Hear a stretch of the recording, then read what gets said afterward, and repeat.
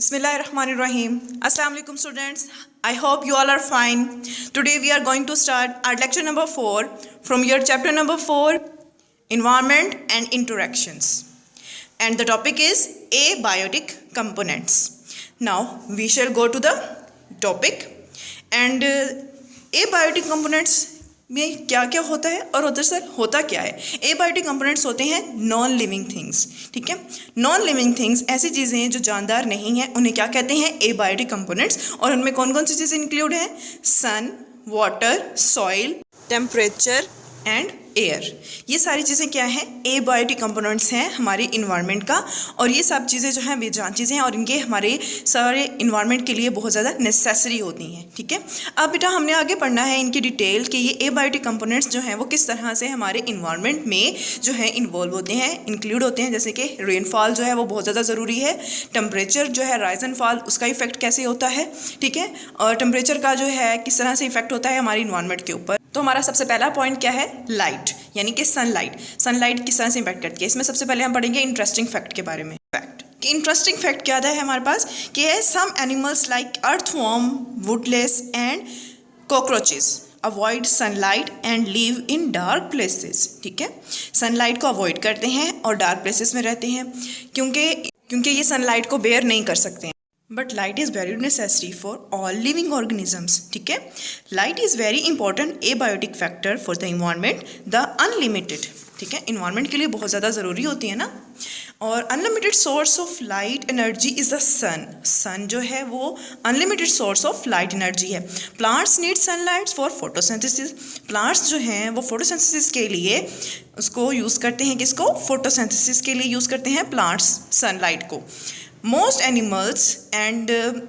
animals need sunlight for most of their activities। और इसके अलावा बहुत से एनिमल्स जो हैं वो भी सनलाइट को यूज़ करते हैं अब बहुत सारी एक्टिविटीज़ को परफॉर्म करने के लिए। हमारा नेक्स्ट पॉइंट है temperature. Temperature, the heat of the sun greatly influence the temperature of a place. कि एक प्लेस की जो हीट है, एक जगह पर जो हीट का इंक्रीज़ होना है वो किस वजह से होता है, सनलाइट की वजह से होता है, सन की वजह से होता है। वो बहुत ज़्यादा उसको इन्फ्लुएंस करता है, ठीक है। क्योंकि कुछ एरियाज़ जो है हमारे अर्थ पर बहुत ज़्यादा गर्म है, जैसे कि डेजर्ट एरियाज़ हैं, और उसके अलावा कुछ एरियाज़ ऐसे हैं जो बहुत ज़्यादा ठंडे हैं, जैसे कि जो है वो पोलर एरियाज़ हैं। तो ये सब क्या हैं कि ये इफ़ेक्ट होता है टेम्परेचर की वजह से, ठीक है। टेम्परेचर इफ़ेक्ट करता है इन चीज़ों को।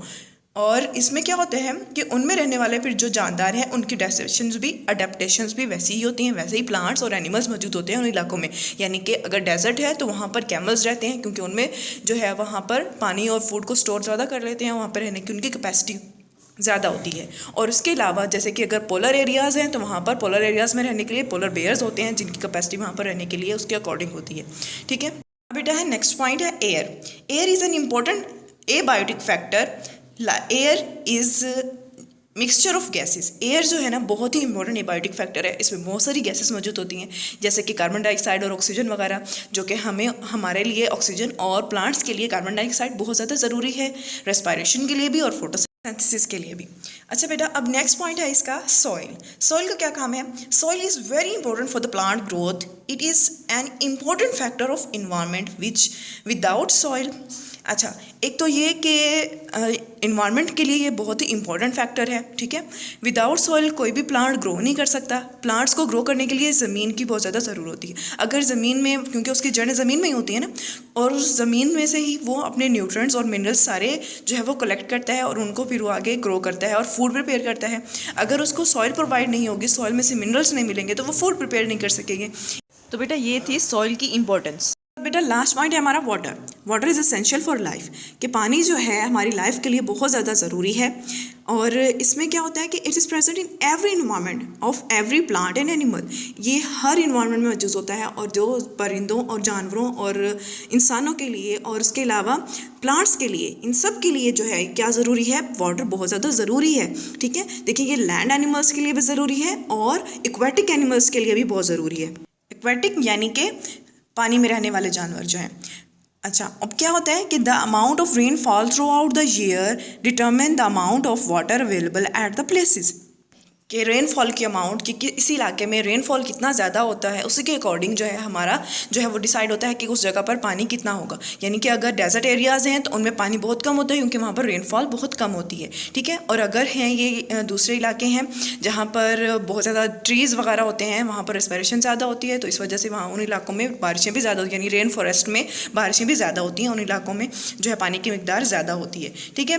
तो ये है बेटा आपका लेक्चर। आई होप आप सबको लेक्चर समझ आ गया होगा। जज़ाकल्लाह।